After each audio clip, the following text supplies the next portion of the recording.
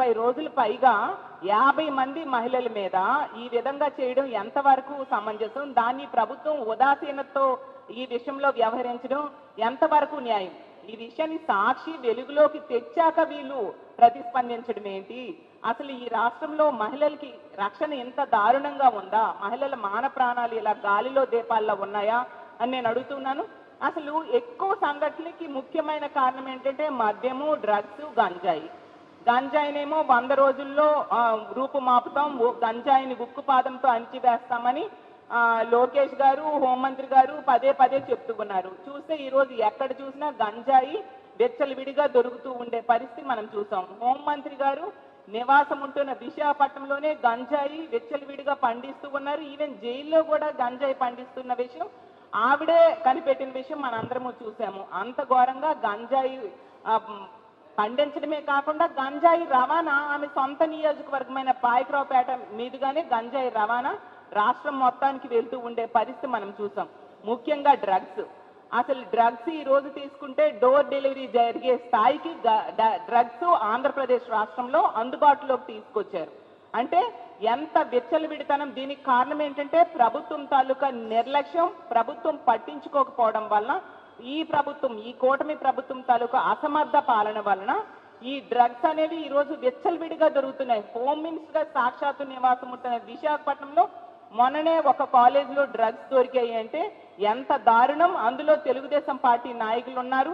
ఇలా ఈ సంఘటనలన్నింటిలో కూడా, ఇలాంటి మహిళల మీద అఘాయిత్యాలన్నింటిలో కూడా మెజారిటీ సంఘటనల్లో తెలుగుదేశం పార్టీ నాయకులే కారకులుగా ఉండే పరిస్థితి మనం చూసాం.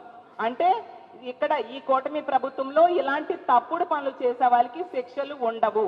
కాబట్టి ఎలాంటి తప్పుడు పనులైనా, మహిళల మీద ఎలాంటి అఘాయిత్యాలైనా చేయొచ్చు అనేసి ఈ రాష్ట్రంలో ఉన్న దుర్మార్గులు విజృంభించి, ముఖ్యంగా తెలుగుదేశం పార్టీ నాయకుల సపోర్ట్తో ఇలాంటి సంఘటనలు రిపీట్ అవుతూ ఉన్నాయి. ఈ కాకినాడ జీజీహెచ్ లో జరిగిన విషయంకైతే ఖచ్చితంగా చర్యలు తీసుకోవాల్సిన అవసరం ఉంది.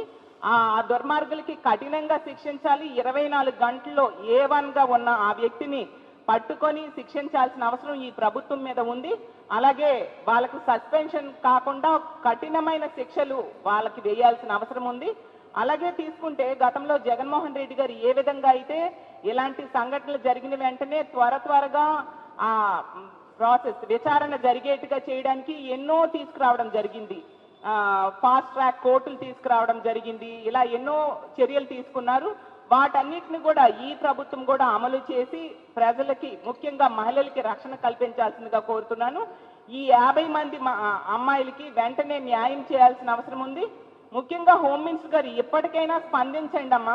మానవత్వం గురించి స్పీచ్లు ఇవ్వడం మానేసి ఆడపిల్లల మీద, అమ్మాయిల మీద ఇలాంటి అఘాయిత్యాలు జరుగుతూ ఉంటే మీరు స్టేట్మెంట్స్కే పరిమితం కాకుండా అక్కడికి వెళ్ళి వాళ్ళకి ధైర్యాన్ని ఇచ్చి, భరోసానిచ్చి అండగా నిలబడాల్సిందిగా కోరుతున్నాను.